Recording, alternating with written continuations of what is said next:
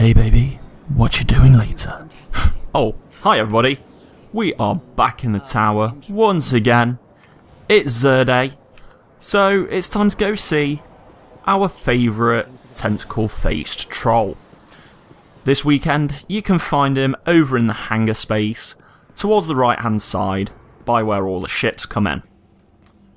Just a polite reminder that if you enjoy this video, then smash that like button, show it some loving, and to leave a comment in the comment section down below.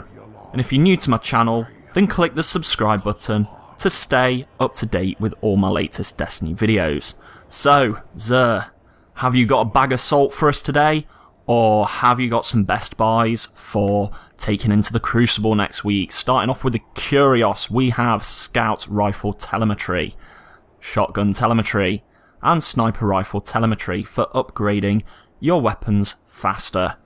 For the legendary drives to upgrade your rare sparrows to legendary sparrows, we've got the plasma drive for a blue trail and emerald coil for a green trail. This week we see the return of the heavy ammo synthesis.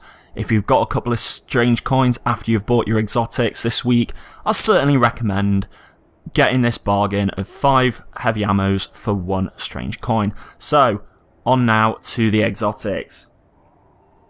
Starting off here, we have the insurmountable Skull Fort. If you want your Titan to look like he belongs in Daft Punk and be awesome at punching things, then most certainly buy this helmet.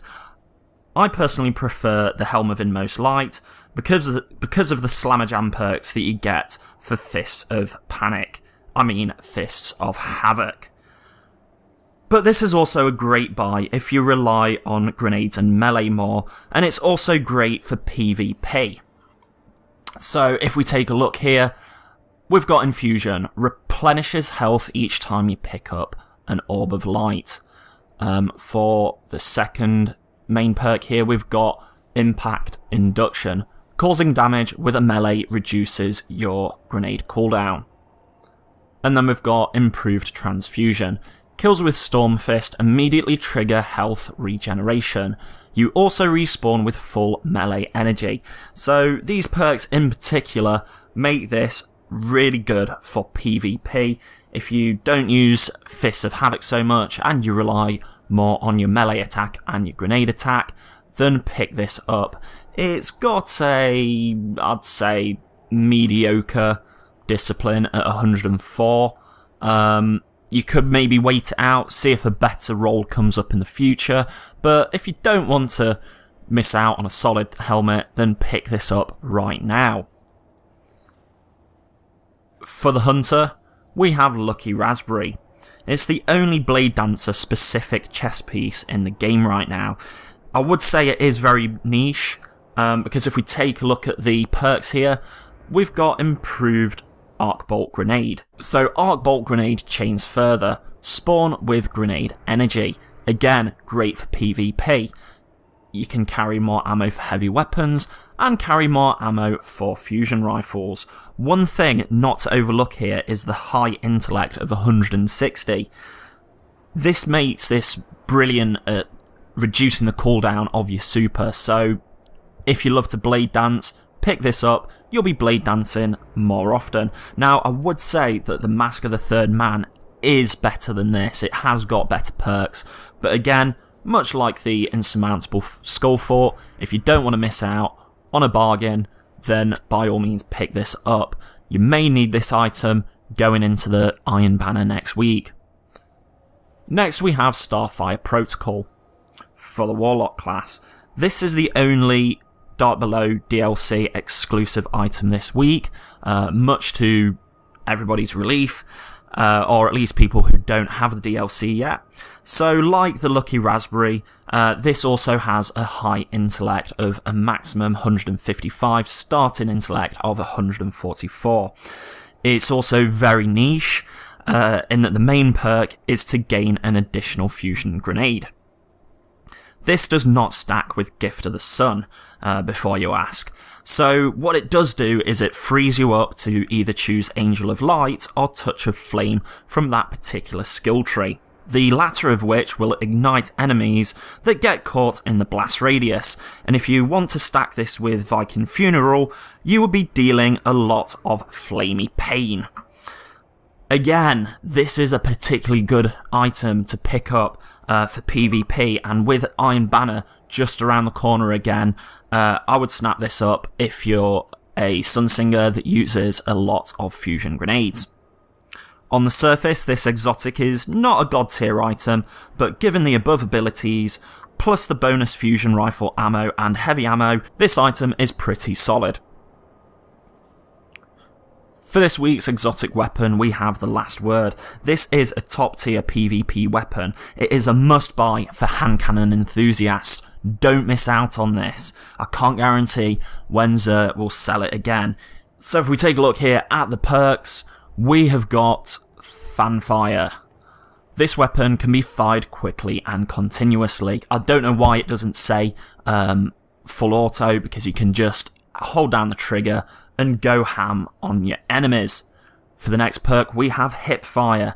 So this weapon has bonus accuracy when firing from the hip. Finally, the third main perk here is the Last Word. Bonus damage and stability. Extra precision damage when firing from the hip. This does kind of feel counterintuitive in that normally you associate headshots with aiming down sights, but once you get used to it, once you get used to lining up those precision shots from the hip, this is an absolute joy to use. It is most certainly worth picking up with Iron Banner coming up next week. I think this lineup of exotic items this week is a very solid lineup going into the 4th round of Iron Banner. The final item we have here is the Exotic Shard, which will help you max out your exotic items, or help you with upgrading your previous generation of exotic items to the new generation of exotic items. On now to the upgrades this week. Crest of Alpha Lupi for the Hunter, I would say skip. There's better chest pieces out there. There's better exotic items for the Hunter. Young Ahamkara's Spine, skip. Helm of Saint 14 for the Titan. If you love playing as Defender Titan and you've got this, you've got the previous version, definitely upgrade it. It's the best exotic item for the Defender, in my opinion. An insurmountable Skull Fort. Yeah, okay, it's going to work out a little bit cheaper to upgrade it if you've got the previous version. If you want the slightly higher discipline, then I would just buy the new version and shard your old version. Apotheosis Veil, great item. Yeah, upgrade it. Heart of the Practic Fire, upgrade it. On now to the weapons. My rundown this week, I would go number 1, Galahorn. It's the best exotic in the game right now. Second, I would say Suros Regime. Third, I'm going to be a little bit biased here because I've just got the Hard Light. Really enjoying playing with this gun. I think it's been massively underrated by a lot of people. That's my third choice, or joint third with Thorn, because Thorn is another really, really solid hand cannon. If you've got the previous version of that, you want to get that upgraded. Incredible weapon. Next, I would say Mida Multi-Tool, and then finally, I'd say Plan C. So, on now to my purchases this week. I am going to go with... I'm going to go with Starfire Protocol. I feel like I need to try that out on my Warlock. And just going to check my items here. I'm better off upgrading my insurmountable Skull Fort rather than buying the new one. There we go, upgraded.